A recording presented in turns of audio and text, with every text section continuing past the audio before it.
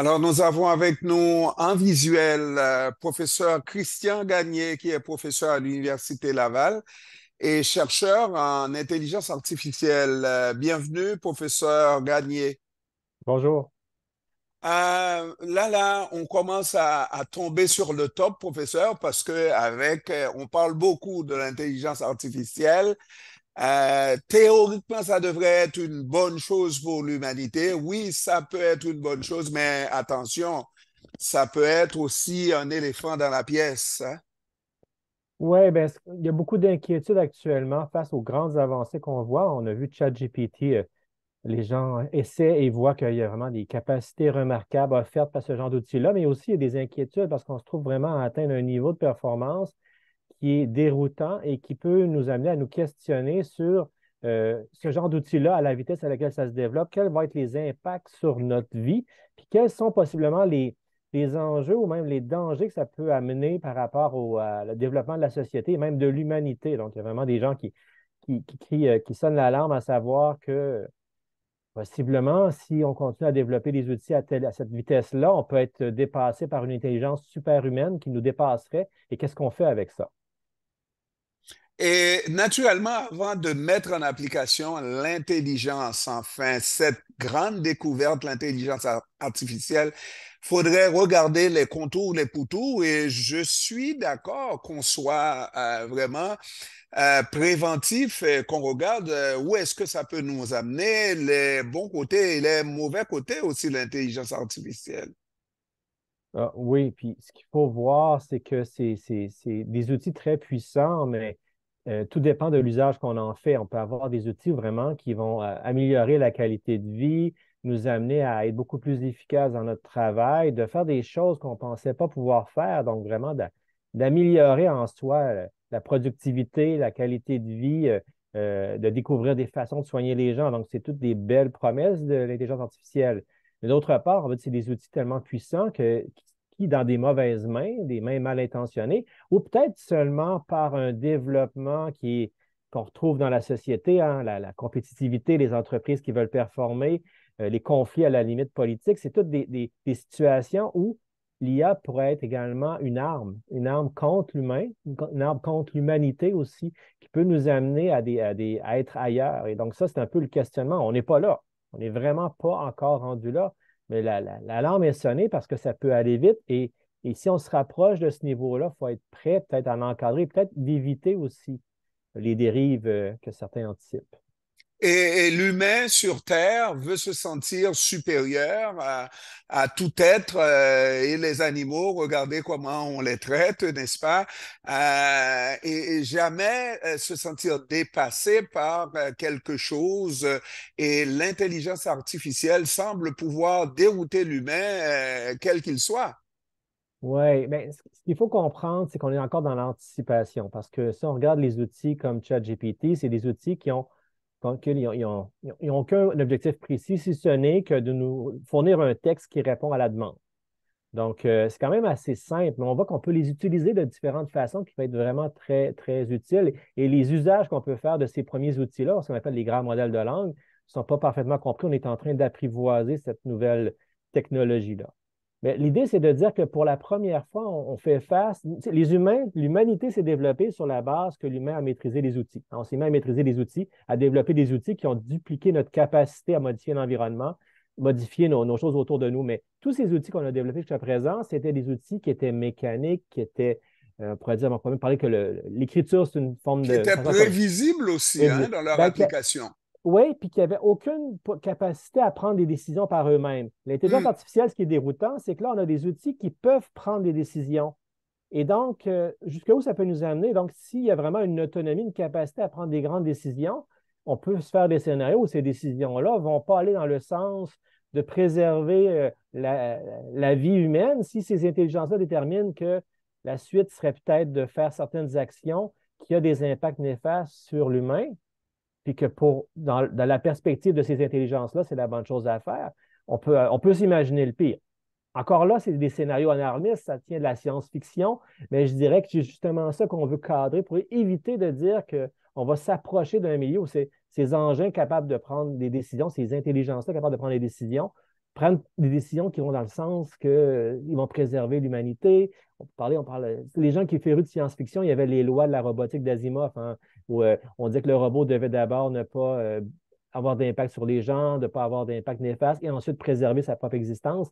Donc là, on revient dans ces questions fondamentales. Là, qu'est-ce qu'on fait avec ces agents dotés de capacités de décision? Jusqu'à quel point on peut aller? Comment est-ce qu'on encadre ça? Hmm. Mais de manière beaucoup plus pratico-pratique, j'ai entendu de vos collègues se poser la question parce que c'est très vrai. Avec l'intelligence artificielle, on est capable de corriger chez vous, là, comme enseignant, 100 copies qui puisent dans la même source et avoir 100 copies totalement différentes. Est-ce qu'on ne risque pas avec l'intelligence artificielle, de diminuer l'intelligence plutôt que de l'augmenter avec des élèves qui s'abreuveraient à cette source-là, n'est-ce pas? En comprenant que ces élèves ont compris, ces étudiants ont compris, mais ils n'ont rien compris, ils n'ont fait que plagier et les plagiats ne portent pas leur nom puisque c'est des plagiats tout à fait distincts l'un de l'autre. Oui, bien ça, c'est un exemple d'un impact très immédiat, hein. L'impact sur le monde de l'éducation d'un outil comme ChatGPT est immédiat. On dit que déjà pour la rentrée de septembre, les professeurs au secondaire, au collégial, universitaire doivent se préparer. Il y a des grandes discussions à ce niveau-là sur quoi faire face à l'arrivée de ces outils-là qui font en sorte qu'effectivement, les étudiants qui sont débrouillards, hein, qui sont extrêmement débrouillards pour trouver comment y arriver à avoir le maximum de notes et le minimum d'efforts, peuvent utiliser ces outils-là.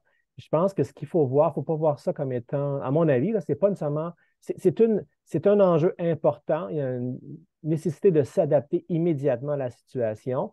Je pense qu'il faut changer les façons de faire. Il faut amener les étudiants à utiliser ces outils-là de façon constructive pour eux-mêmes se former. Parce que le fait qu'on ait cet outil-là, ce n'est pas fondamentalement négatif.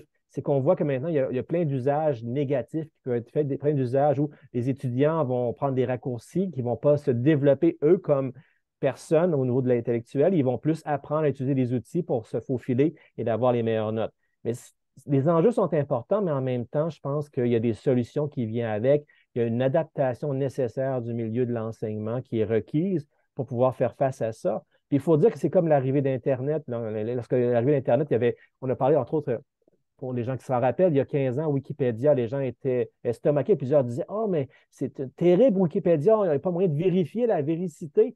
Mais on s'entend que maintenant, Wikipédia, c'est d'une richesse inestimable. Puis je pense que les vieilles encyclopédies papier sont dépassées. On n'a plus envie d'avoir ça. C'est la même chose avec ChatGPT. C'est un outil qui est une grande force, mais qui également va perturber les façons de faire. C'est comme même je peux revenir à une analogie, il y a 150 ans, les gens, lorsqu'ils voyaient la mécanisation de l'agriculture, disaient: c'est terrible, il y a énormément de gens qui vont perdre leur boulot de travailler dans les champs, à cultiver la terre, à labourer la terre manuellement ou avec des bêtes. On s'entend que maintenant, on préfère faire autre chose que de travailler avec des bêtes à labourer la terre. Les tracteurs ont changé grandement la façon de faire Ouais.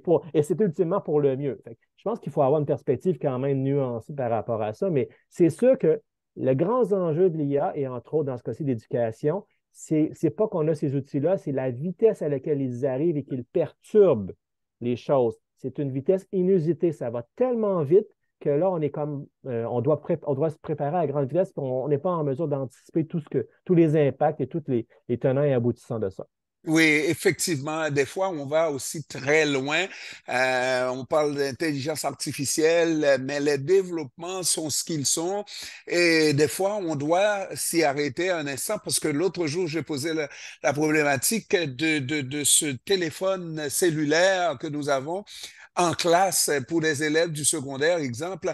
Vous imaginez qu'on risque d'avoir de ces générations d'élèves qui ne connaissent pas leur table de multiplication.